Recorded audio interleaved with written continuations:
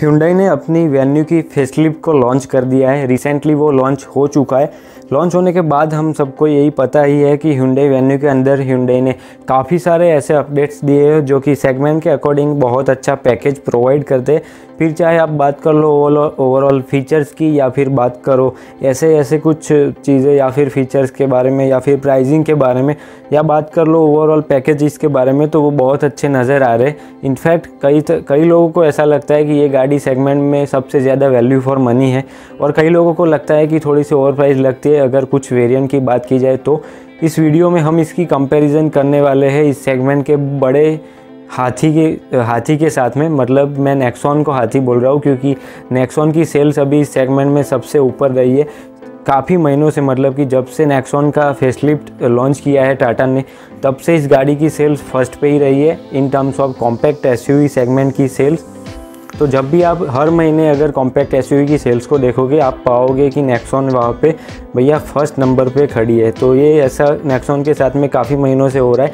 और हाल ही में Hyundai ने वेन्यू को लॉन्च किया, उसके बाद से Hyundai को भी बहुत सारे जो है बुकिंग्स मिले हैं वेन्यू के लिए। तो अब लोग ये भी ले रहे हैं, तो सोचना ही होगा लोगों के लिए कि वेन्यू ली जाए या फिर नेक्सॉन द सेगमेंट लीडर जो अभी है।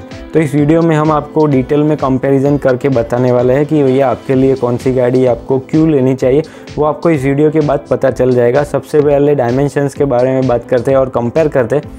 लेंथ की बात करें तो वेन्यू की 3995 mm है, वहीं पे नेक्सॉन की 3993 mm है, जो कि नेक्सॉन थोड़ी सी मतलब कि 2 mm लेंथ में छोटी है वेन्यू से। विड्थ की बात की जाए तो 1770 mm जो है वो वेन्यू की है, और 1811 mm जो है वो नेक्सॉन की है। मतलब यहाँ पे नेक्सॉन ज़्यादा चौड़ी है। हाइट की बात की जाए तो वहाँ पे हाइट वेन्यू की ज़्यादा है। मतलब आप देख पा रहे हो लेंथ और हाइट दोनों वेन्यू की ज़्यादा है। उसके बावजूद ये रोड प्रेजेंस में नेक्सॉन से छोटी दिखती है। इसकी बहुत बड़ी वजह है कि इसका front end rear design Nexon का, और विड्थ मतलब कि नेक्सॉन की चौड़ाई ज़्यादा है, तो गाड़ी की रोड प्रेजेंस थोड़ी सी ज़्यादा आपको उभर के आती है। वहीं पे अगर हम प्रैक्टिकल चीज़ों के बारे में बात करें तो अगर आप गाड़ी को फेस टू फेस मतलब इन फेज आप फिजिकली देखते हो तो आपको लगता है कि भैया वेन्यू सेगमेंट में सबसे छोटी है। नेक्सॉन थोड़ी सी बड़ी दिख जाती है वैसे भी, लेकिन ऐसा नहीं है। अगर आपने डायमेंशंस अभी देख ही लिए तो ऑलमोस्ट सिमिलर टाइप से, हालांकि हाइट तो सेम ही है, लेकिन चौड़ाई जो है वो थोड़ी सी कम है वेन्यू की। इस वजह से कहीं ना कहीं वो आपको कॉम्पैक्ट ज़्यादा नज़र आती है, और नेक्सॉन का रोड प्रेजेंस ज़्यादा बढ़ जाता है क्योंकि उसकी चौड़ाई जो है वो आपको ज़्यादा मिल जाती है। लेकिन अगर बात करें तो लोग जो है डिज़ाइन को सबसे ज़्यादा प्रीफर करते हैं।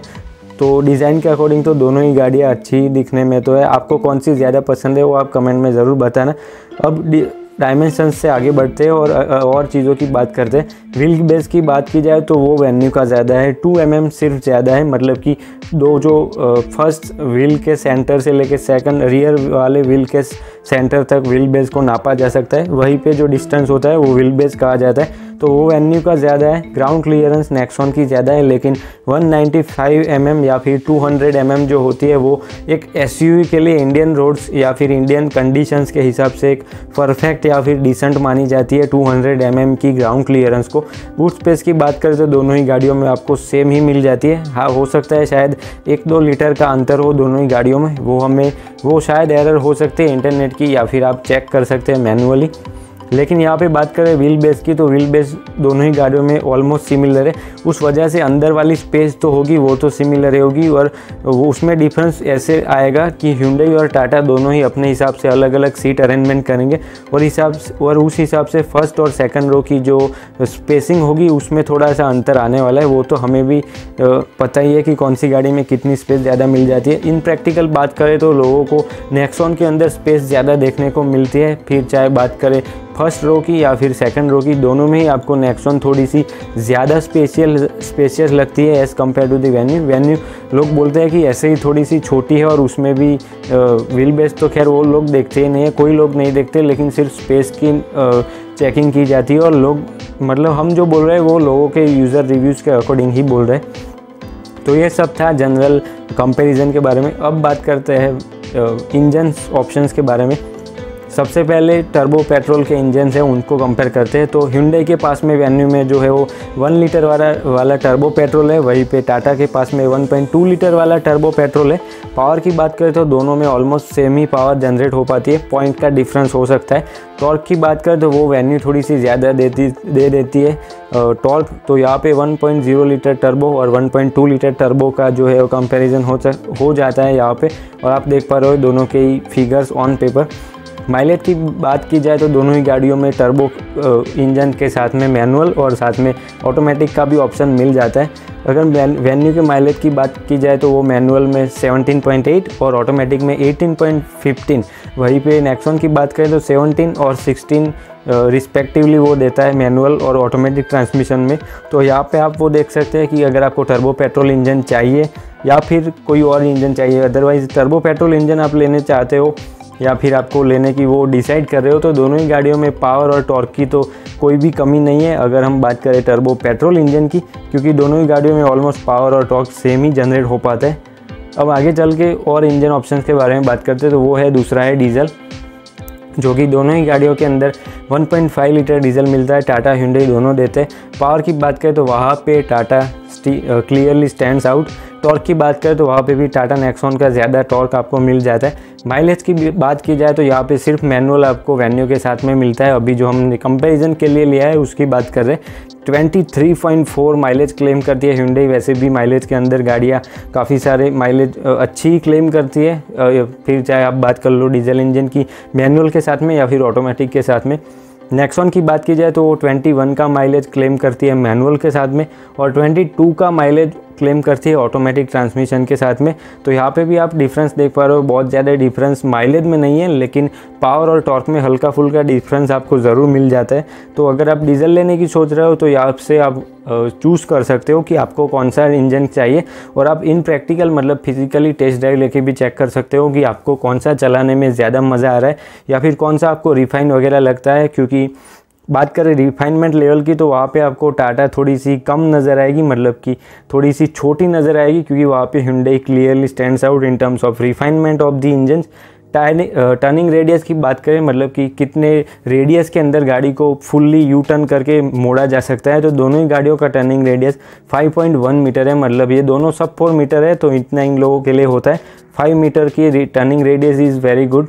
टायर्स की बात करें तो वेन्यू में आपको 2 ऑप्शन मिलते हैं। अगर आप लोअर वेरिएंट लेते हो तो आपको 15 इंचेस के व्हील मिलते हैं, और अगर आप टॉप एंड वेरिएंट लेते हो मतलब कि मिडल से लेके टॉप एंड तक आपको 16 इंचेस के टायर मिल जाते हैं। वहीं पे नेक्सॉन में आपको स्टैंडर्ड 16 इंचेस के व्हील मिल जाते हैं, मतलब कि आप कोई भी वेरिएंट ले लो आपको 16 इंचेस के टायर्स मिलने हैं।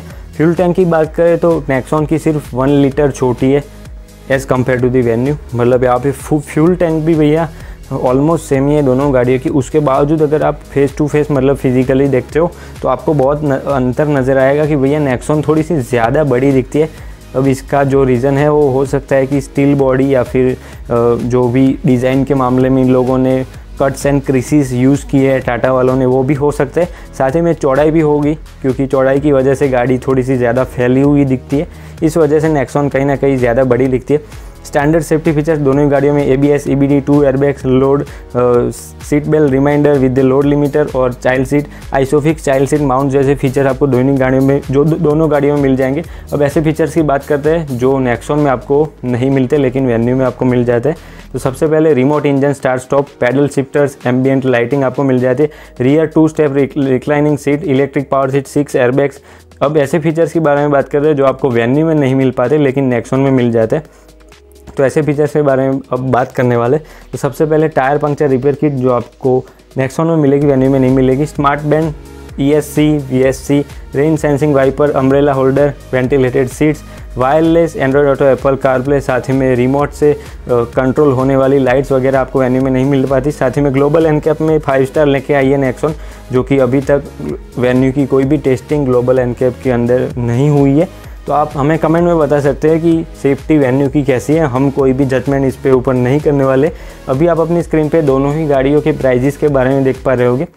तो अब इस प्राइजेस को देख के आप कम्प्लीटली अंदाज़ा लगा सकते हो कि भैया अभी जो वीडियो में हमने बात करी कंपैरिजन के बारे में, उसको ध्यान में रखते हुए आपको ये प्राइजेस के अकॉर्डिंग कौन सी गाड़ी आपके बजट के लिए सही रहेगी और या आपके लिए वो सही रहेगी। फिर आपका बजट कोई भी हो, आप इस प्राइजेस को देख के थोड़ा सा अंदाज़ा क्लियरली लगा ही पाओगे। और इस प्राइजेस में आपको बता दूँ कि शायद हो सकता है जब आप वीडियो देख रहे हो थोड़ी सी हल्की फुल्की वेरी हो रही हो, तो बेटर रहेगा कि आप अपने नज़दीकी डीलरशिप से बात करके कंफर्म कर ले जो प्राइजेस है। तो चलिए इस वीडियो में तो बस इतना ही था। उम्मीद है आपको पसंद आया होगा। पसंद आया तो दोस्तों लाइक शेयर सब्सक्राइब करना ना भूलना, क्योंकि ऐसी ही वीडियोस हमारी चैनल पे आती रहती है। आप हमारा प्लेलिस्ट चेक कर सकते हैं अपकमिंग कार की डिटेल्स के लिए, या फिर रियल लाइफ कार रिव्यूज़ के लिए, या फिर कार कंपैरिजन के लिए। ये सब वीडियोस आपको हमारी चैनल पे मिल जाएगी। तो चलिए इस वीडियो में तो बस इतना ही था। अगली वीडियो तक दोस्तों ड्राइव सेफ। Thank you.